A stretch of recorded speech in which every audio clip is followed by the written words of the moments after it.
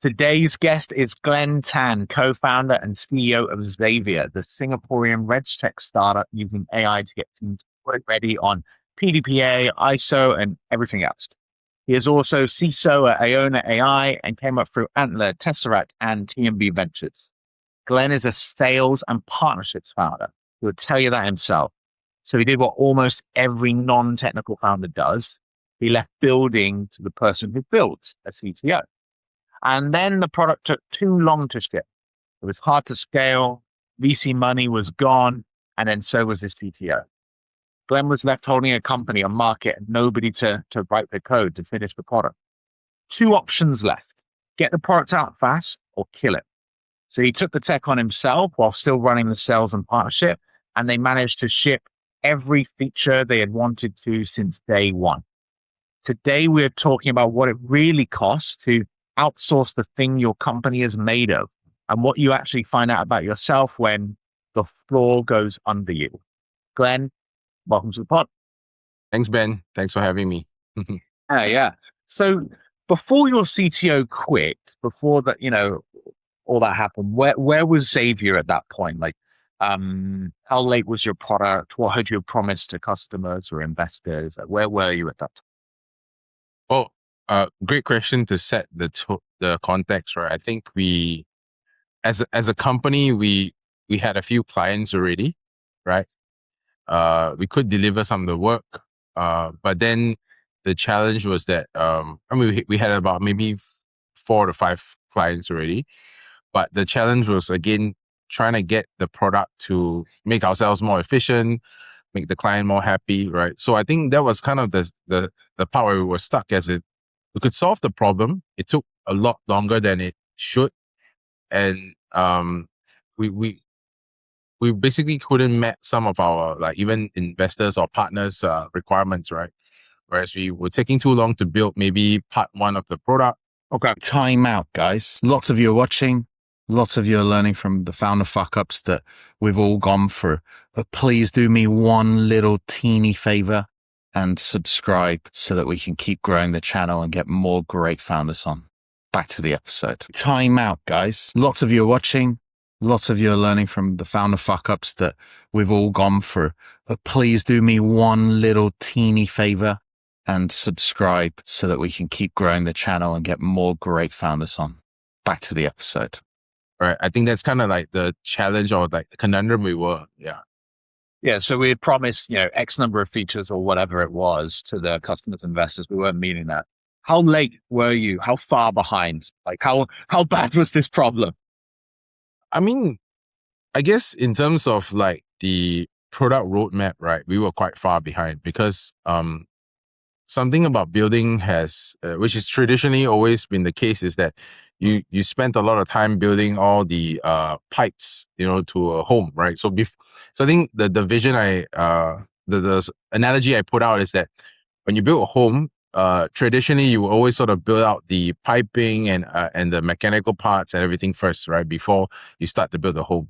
So that's kind of the old way of building, which means that you have to work on a lot of tough things like role-based access control. You have to figure out all the logins, right? You have to figure out all these fundamental things, which takes a lot of time, very important, but it doesn't really sometimes solve the problem. So I think a lot of time was spent on all those kind of building, right? And then what the client really need was actually maybe a easy way to solve their problem, easy way to click through stuff. So I think that's kind of like the challenge we were facing, right? Is that how can we quickly move away from the fundamentals of the basic, right, and then go to something that actually solves the client's problem or bring value or something that wows, right? Yeah. So I think that's where we were, yeah. And what was the delay doing to the runway, right? Because you said VC money sort of got spent. I think, well, it's a very interesting thing. Now in hindsight, after my co-founder left, I think what I realized was that sometimes, a technical founder, right? So backstory is I used to be an engineer almost 15 years ago, right? But I was an electrical engineer, right? So nothing to do with code, right? But we did do some C++. and I think I now understand the psyche of or at least finally embrace myself as well, right? That if you're in a technical space, you always know that things are difficult because the simple human analogy is this, right? If I tell you, Ben, go and climb Mount Everest, right? You know how hard it is. And if you're familiar with it, you have to go to base camp first, right? Yeah, which is So already hard. yeah, you know the journey, right? But then what happens is in another context, someone goes like, hey, I want to go to Mount Everest. Let's do it tomorrow. So what does that guy do, right? He flies a helicopter. Right. So as a technical person, you are always assessing how far, how difficult, you're covering all the corners of that journey to Mount Everest, right? But then you realize that sometimes you just need that spark within yourself to say, look, I don't need to do it the same way. I don't need to do it like how it used to be, right? So I think looking back on hindsight, there's some of the things that we felt that, like even between ourselves and myself now, yeah, I should have done that a lot earlier, right? Just Yeah. fly that freaking helicopter to Mount Everest and, we could have just get to the peak faster, right? So I think those things were something that really, with time to reflect, I realized like those were Yeah. some of the challenges, right, we face. Yeah. And with your co-founder, obviously at the beginning you'd split your roles, right? Your co-founder would be building, you would be selling. Um, when when did you start to see things going a bit wrong? Like where he was not being able to keep up with perhaps what you were selling or the promises that were being made, or he wasn't keeping up with his own promises. Like when did you first start to see that? I mean, I think I guess for us, there was signs that I think among us personally, we were always saying like, we're almost there, right? I think the word is always, we're almost there, right? Every founder And loves yeah, right. that. And then what kind of happens as well when we say we're almost there is that we're going through the motions of like, hey, if we completed like these few things, we could now build another few more things Yeah. to ship it to certain clients, certain partners, right? But I think the challenge we faced was that, I mean, the symptoms were related to every time the almost there came, right? There was another expectation that there was two more things to do for every almost there, right? So I think that's kind of like the tough part to differentiate when you build, right? Is that you mean it when you say almost there, but you know that after that's done, there's actually two more things to do. So Yeah. sometimes we don't anticipate that, further on. And after a while, the almost there piles up, right? And then you realize that, hey, that I think the mountain is now like piling up, right? So I Yeah. think that's some of the signs that we realize that, we can't keep going that way, right?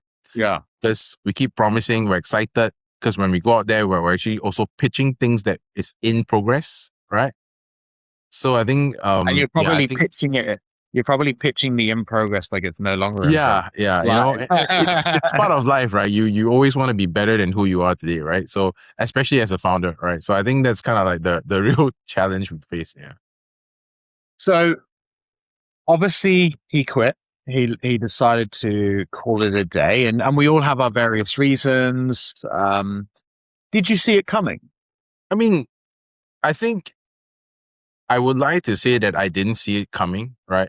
But I think what we did was among ourselves, we're trying our best to push through the product, right? But the challenge is that when it's at the last stage, where you don't have enough money or like sometimes you don't have enough time and sometimes there's too many promises, right? No matter what you do to sort of even double down, you can't because it's just things that plays on your mind, right? So as a founder, when you're at that stage, like you're also in this position of like, do I find another opportunity now, right? Do I work with other people now? How do I, while you're in that limbo? So your mind space also goes somewhere else, right? So I think even though you think you want to double up, but the truth is sometimes it plays on your mind, right? So that's the real reality of running any business, right? Yeah. What felt like the breaking point for your co-founder? Was it the product or was it money? I think ultimately it's a very classic story of we run out of funds. We needed to fund ourselves now, right? Okay. I think the money was the easy one to put on, right? But I guess beyond the money as well is that um I mean, the readiness required a lot more. So then you go like, hey, I have to actually spend way more to even cover these gaps that we have. So I think that's, it's a double thing. And in the first sort of 10 seconds of your co-founder going, hey, I quit, like, what did you think? Like, what was going through your mind when you're like, your co-founder, your CTO is quitting, we're out of money, and you like, what's going through your mind? I don't think it's that dramatic in that sense where, I think for people who have relationships, because I have a great relationship with my co-founder as well, right? I think it wasn't as dramatic as that. It's more of like, you felt like, hey, like this is not going right. This trajectory is not right. And then since, we were engineers before, so we go like, trajectory is not going right. And I think that's why we say like, look, I think it's time to reshape this thing, right? And then for his own good, also find other opportunities that would help, right? And I was looking out for him as well.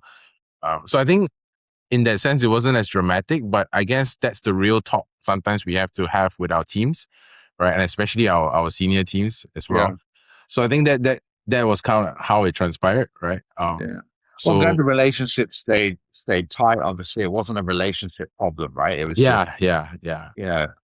And you kind of had, you felt like you had a binary choice, right? Shift fast or shut down. Like, how long did you sit with that choice? Like, did you spend a week and fuck, what should I do? Or is it like immediate? I'm just gonna shit like that. How long? Well, Sit with that? so I think if you ask about what happened after we decided that, it's time to sort of slow down or like kill it in a way, right? I think what happens is also that for some of us who are I think for me, I had the burden of the brand. I had the burden of starting it as well.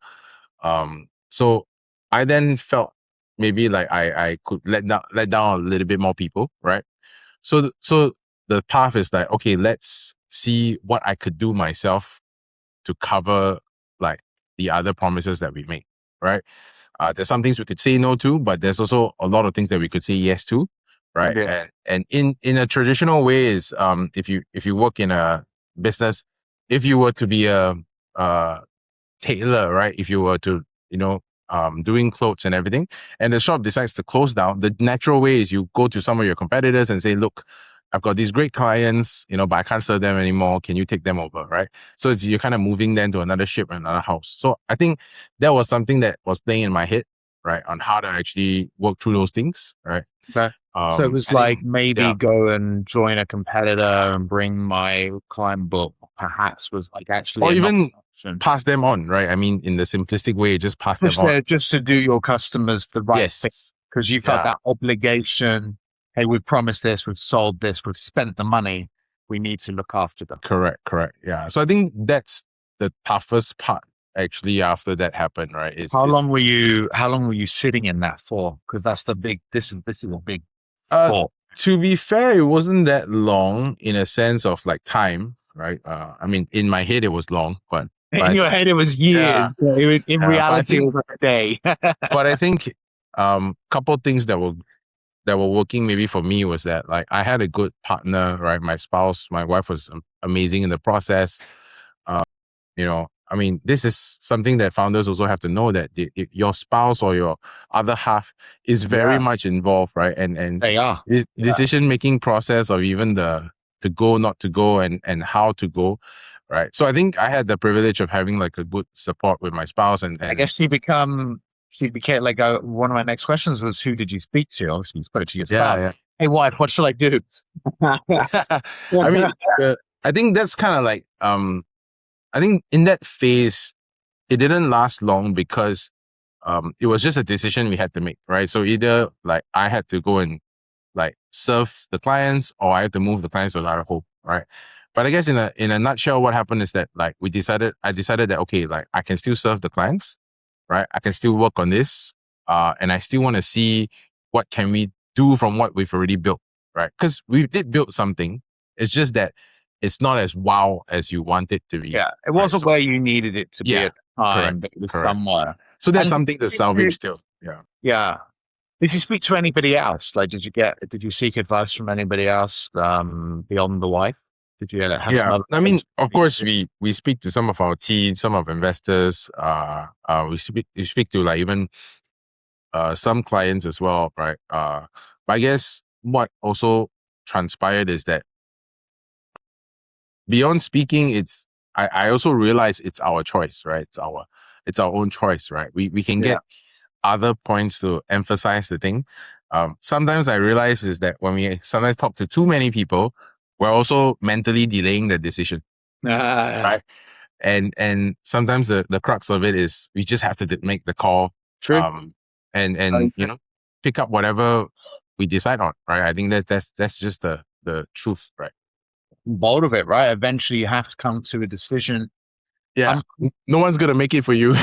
Yeah. so what was the main why? Like, rather than just to like, because I know you had the obligation for your customers, and that's one part of it. But was there anything else that was like, you know what, I'm not giving up. I'm going to go and take this over. I'm going to take over tech. Like, I think one thing that was really amazing in that phase of time was that I think I mentioned a few times to some friends is that uh I was going through the code with my co-founder, right? So we were looking at the stuff, we were looking at it being built, right? But then I sort of resisted like getting my hands into it because I felt like I was maybe overstepping or like because we segregated the roles, right? But hmm, what then I realized is that when I was pushed to it, I just had to go and pick it up and see, okay, because the first thing I need to figure out is, okay, where's the code?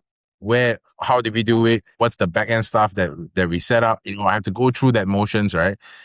And after that, I think I found a lot of opportunities. Of course, with AI, you have this ability now to scale anything, right? So I think that gave a glimmer of hope that I could do it myself, right? In a sense, whereby now I do have the domain expertise. I know what's happening. All I need to do is maybe brush up on my almost 20-year-old like coding abilities, right? Uh, and of course, I was learning stuff in C plus plus, right, which yeah. is the most old school stuff. But then, like things are now in like the modern tech stack, right, with And Next.js and stuff. So what yeah, year? What year was this that you were doing this? I mean, no, I started my career in that. Like, so No, I know. I mean, like when you took over tech. I took over tech just about a year ago, actually. So it's So 20. you had like Claude Code and all these different tools to help you as well, right? Yes, Versus I what mean, you had we five we years we prior. were we were early users of Cursor. We Yeah. even when we had my co-founder, we had Cursor already then. It was already amazing, right? But I think I take back to the analogy of Mount Everest Yeah. climbing and helicopter, right? Then what I realized was that we weren't pushing it because we were afraid of it, right? We were afraid of like starting things that we know would take too much time traditionally, right? So I think that's the phase. And then when you're pushed to shove and everything has left, right? Essentially, you have no choice. You have no choice but to now take risks, right? Yeah. I think after that, the risk pay off, right? Because it was very clear that it was just a mental block for some of us, right? Yeah. That I could actually build some of these things almost overnight, right? Or in a couple Yeah. of days, right? So I think that really changed the mindset as well. Yeah. What did your day to day start to look like when you picked up, Yeah. picked up the technical side, right? Because previously it's like sales and investor Yeah. conversations and partnerships. And now now you're building. Like what did the day to day look like suddenly? Well, I think it was still we were still doing a lot of delivery because we had some clients. Yeah. And then we still did partnerships because partnerships takes time to brew.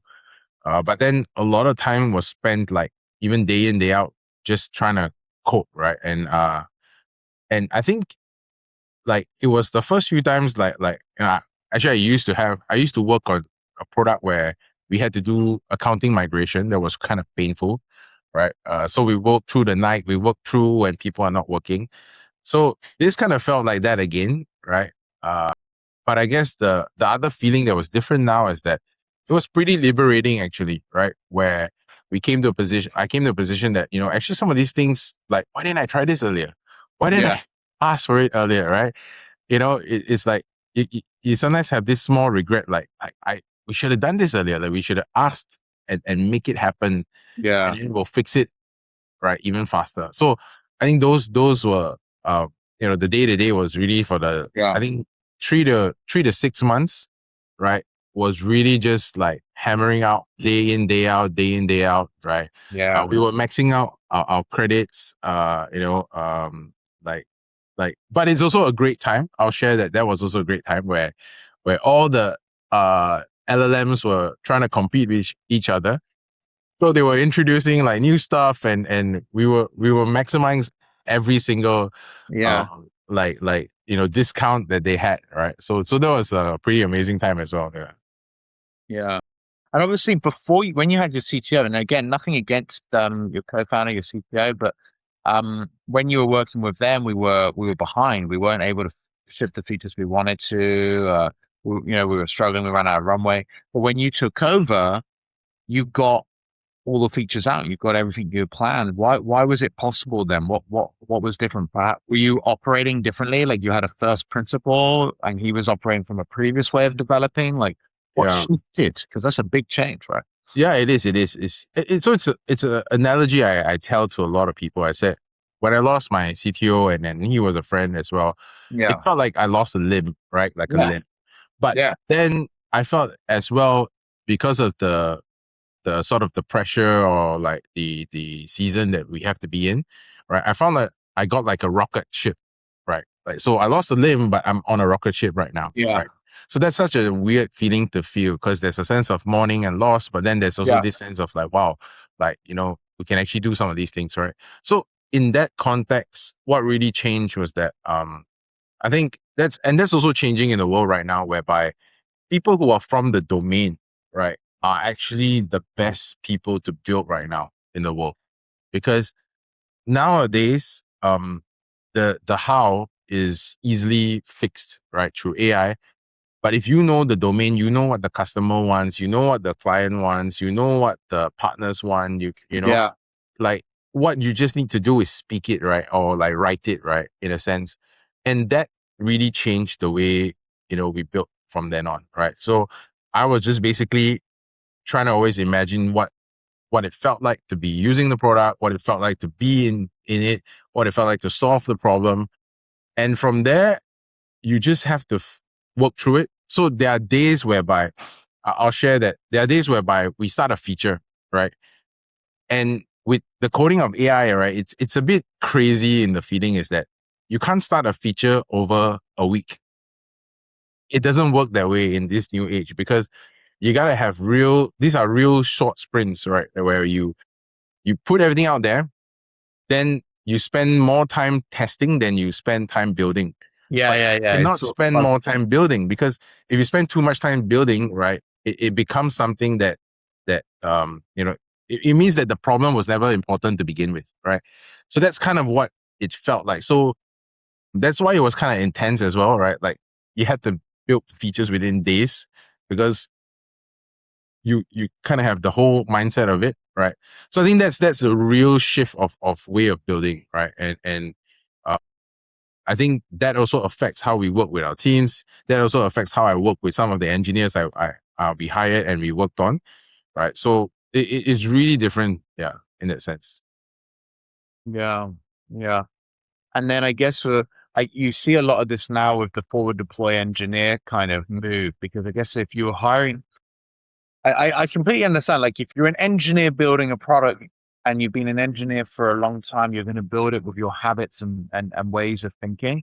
But you as a subject matter expert are actually, you're just building what you think is right, rather than thinking it from an engineering lens. You're just thinking Correct. about the user lens. Yeah. I guess this is why product managers are going to go. Yeah. Well, a good product manager is going to be worth their weight in gold. So I I think do you think the blockers previously then were the way we built previously was from an engineering lens as yeah. opposed to a user lens, and when that shifted, you were actually able to make great headway in the product and actually release everything and Xavier. Yeah. I think I'll take you back to another analogy I made where traditionally we always build fundamentals first, right? We always build, like every time you start a new startup, the first 3 to 6 months is painful to figure out authentication and all these kind of stuff, right? But what's the problem with that is that you're not solving the problem immediately, right? So now, if you think of it like building a city, right? Instead of building piping and drainage first, what you're doing is you're building the image of the city. You're building the functionality of the city first. And when you get buy-in for that functionality of the city, then you simultaneously launch the other team, which is the backend team or the other engineers that to make the city function, right? You then do it simultaneously, right? It's kind of also literally the analogy of you're building the plane while you're flying, but now it's a bit more intense because you now see functionality as well, right? We used to have Figma that had no functionality, but now you have Figma with functionality, but you still have to do the backend. So I think that's kind of what has changed in the world is that, there's no longer value just to spend time on good infra. Although Yeah, good infra is very important to scale, but it's a priority, right? As well. Yeah. agreed. Well, Glenn, you went through an incredible situation where you had, had to kind of basically take over the business. Your co-founders left. You're in that position where like, what the fuck do we do? We keep going? Do we stop? Like that's a difficult question we all have. But for a founder who might be sort of one resignation away from this themselves, what do you think they should be thinking about?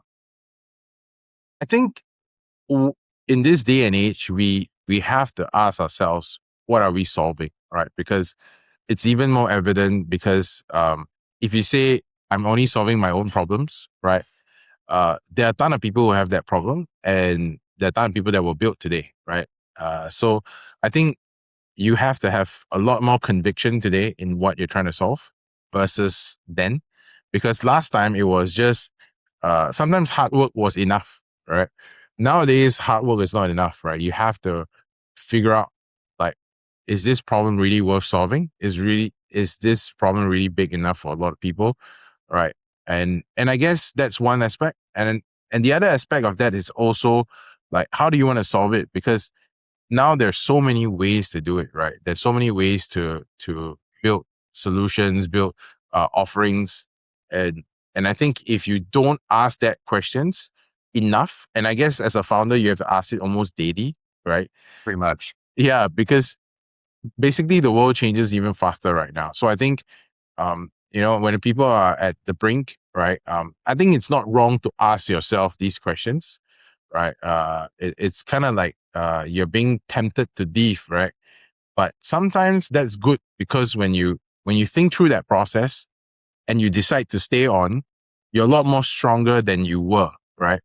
Because you now made a actual decision to stay, right? Yeah. Versus a indecision to go on, right? Yeah. So I think that's what's really important, for anyone who's out there who's going through this or have been through it or might go through it, right? Just be clear that's the foundation, right? Yeah. Yeah. I agree. I agree. Glenn, thank you so much for sharing your story and coming on the pod. I think as if people want, I'm sure that you will not be the last founder that has their co-founder quit. So thank you for sharing, and I'm sure people can take a lesson from you. All right. Thanks so much, Ben. Coming on. Bye.